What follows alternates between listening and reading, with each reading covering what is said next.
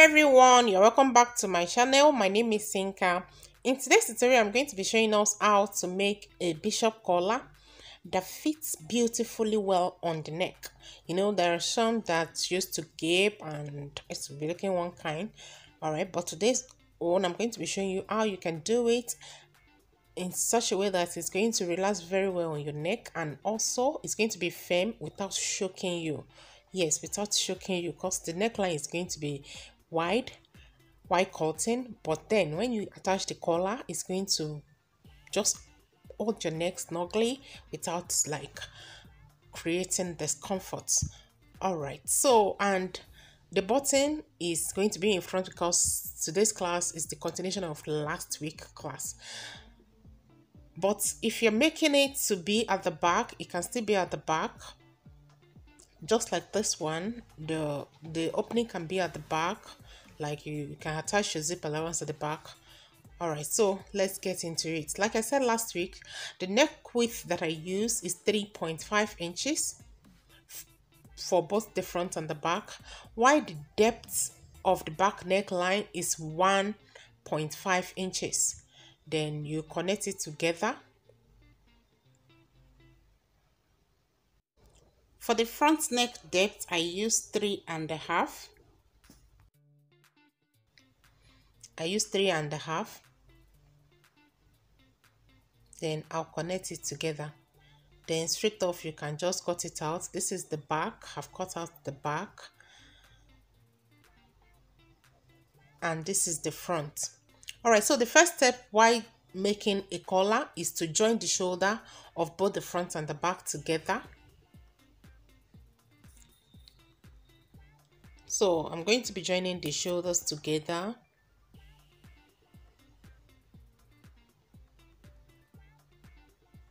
All right, so I've joined the shoulders together. So the next thing you want to do now is to measure round the neckline. So we're going to be measuring it all around, starting from the placket, you know, from the bottom placket in front, starting from the beginning of the bottom placket. You're going to be measuring the neckline all around till you get back to the second opening, just like this, the second bottom placket. All right, for this I got 22.5 after measuring the neckline. All right, so the next thing you want to do now is to cut out the collar. And to cut out the collar, we're going to be folding our fabric into two.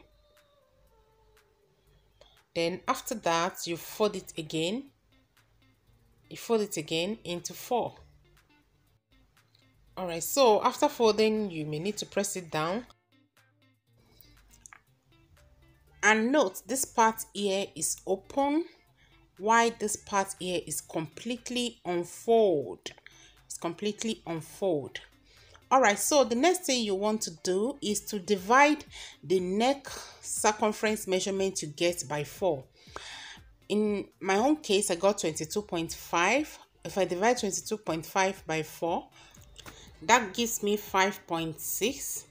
So I'm going to rotate that 5.6 all around, just the way I'm doing here.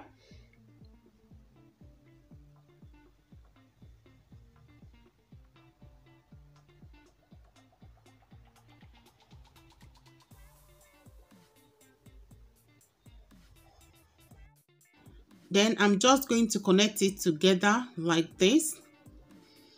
And for the height of the collar, I'm going to be measuring 2 inches from this point here. I'll measure 2 inches all around. This is going to be the height of the collar. And this 2 inches includes my seam allowance. So I'm going to be having 0.25 for the upper seam allowance and then ½ inch for the down seam allowance. So at the end of the day, after sewing, I'm going to have 1.2 inches for the height of the collar. So after that, I'll just cut it out. So after cutting it out, you may need to cross-check whether it's not more than what you need, because sometimes it can be more than by like ½ inch. All right, so right here on fold now, when I measured mine, I got 11.75, which is exactly what I want. So if you multiply that 11.75 by 2, that will give you 23 and a half. So the total neck width that I measure is 22.5, but you know I needed half inch on both sides of the collar as my seam allowance, so that is extra 1 inch, so that is why it is 23.5. But in some instance it can be more than that by like half inch or 1 inch. If it's more than, just rule it and then cut it off. All right, then again you can give it any shape of your choice. At this upper part you can just curve it the way I'm curving it here. Just curve it like that and give it a nice shape if you want. It's optional, because in this tutorial I left it the way it was. I didn't cut that into a round shape, so I just left it the way it is. So if you open it up now, it will be in two pieces. One is going to be the main collar, while the other is going to be the lining for it. So this is how it is. So the next thing you want to do is to fuse it with your stay. I'm using a very soft interfacing, so just place it on top of it, and then you use your iron to gum the stay onto the fabric. So after gumming the stay on it, you trim it off. Trim the excess stay off like this, and please ensure the collar, both of them, are still sitting pretty well on top of each other. Don't let it move, don't scatter it, don't remove the lining from the main collar. See, the two of them are still intact, so don't remove it, let it be together like that. So the next thing you want to do now is to sew it. So at first you're going to start like this. You sew it with half inch. You start sewing it with half inch. When you get to the upper part, you sew it with 1/4 inch all around. Then when you get back to the other end, you sew with half inch. Then after that, you notch. You cut it close to the seam, but you not cut the seam. Then after that, you turn it to the right side like this. Just turn it to the right side like this.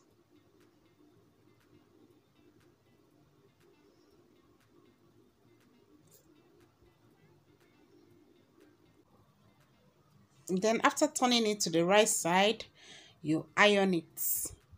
Iron it flat.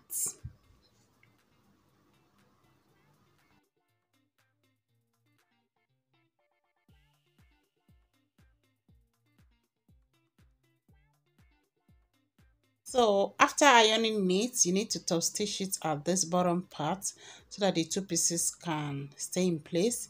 Then the next thing you want to do is to attach it to the neckline. So first you fold the collar into two. You fold it into two this way. Then you notch the center. Then you fold the dress into two again. And then you notch the center of the neckline. Notch the neckline as well. So after that, you match the two center notching together, and then you pin it. Then you are going to pin the collar to the neckline. Just pin the collar all around the neckline. Ensure it matches very well at the placket side. Let it match very well. Let it sit on top of each other nicely.